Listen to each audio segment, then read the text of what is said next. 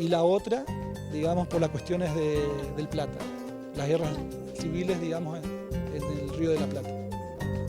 Brasil necesitaba pasar sus productos que producía en el Mato Grosso a través de los ríos, porque la cordillera era un impedimento, demoraban de 3 a 4 meses pasar sus productos desde el Mato Grosso hasta Río de Janeiro, digamos. Y la vía más rápida era a través del río Paraguay y del río Paraná, sacarlo por barco hasta el Río de la Plata y de ahí a Río de Janeiro. Eso podríamos decir que es una de las causas también inmediatas.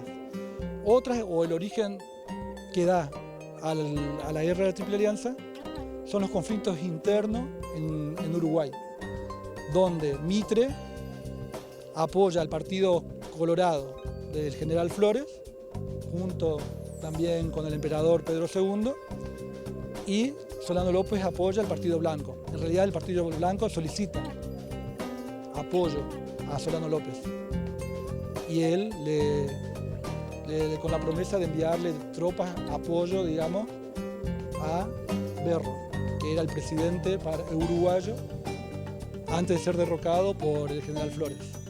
Y tenemos que tener en cuenta cómo era Argentina, el territorio argentino en la época.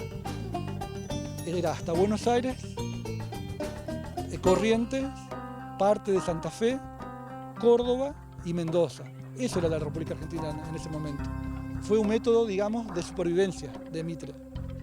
Por eso salía al emperador Pedro II, por una cuestión de supervivencia, porque todavía estaba latente la lucha civil entre el puerto de Buenos Aires y el interior.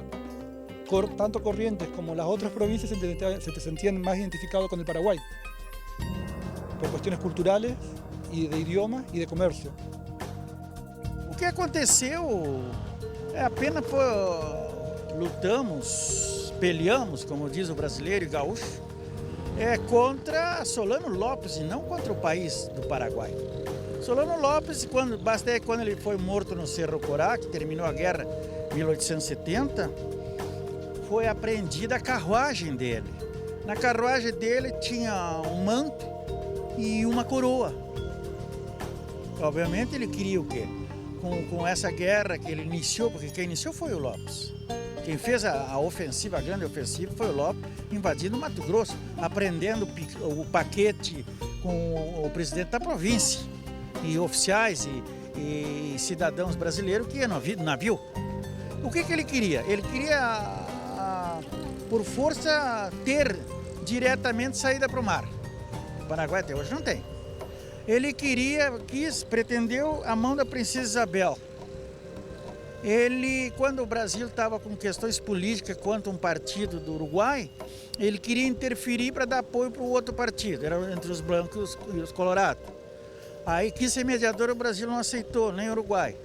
Aí ele pediu para passar as tropas com a Argentina não aceitou e ele invadiu.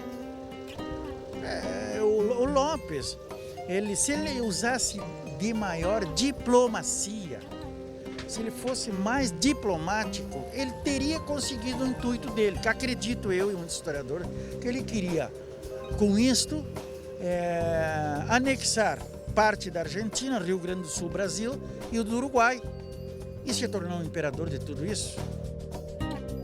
Nunca nosotros nos hemos empeñado en campañas de conquista ni de sometimiento de otros pueblos ni nada por el estilo. Yo niego rotundamente eso de que Paraguay haya querido dominar a otros pueblos, haya querido esclavizar a otros pueblos, sino sencillamente era defendernos contra una agresión.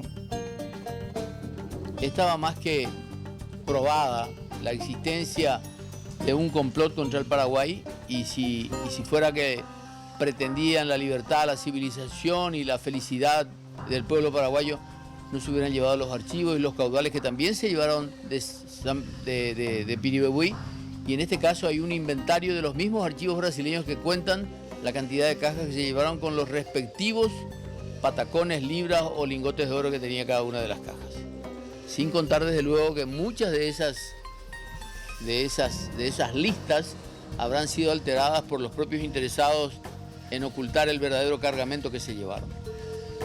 De manera que ya no queda duda de que la guerra no fue solamente contra el Paraguay, sino que fue contra el federalismo argentino y las nacientes repúblicas sudamericanas del Plata que buscaban otros caminos distintos a los que proponían los imperios dominantes en el mundo en ese momento. Evidentemente el Paraguay, con el peso de la derrota, siguió, algunos cómodamente y otros no tan cómodamente, pero obligadamente, las directivas que mandaron los ocupantes del territorio nacional, y nos inculpamos de las cosas que no hicimos y de las responsabilidades que no tuvimos. Está más que probado que Paraguay ni López tuvieron nada que ver con el inicio de la Triple Alianza.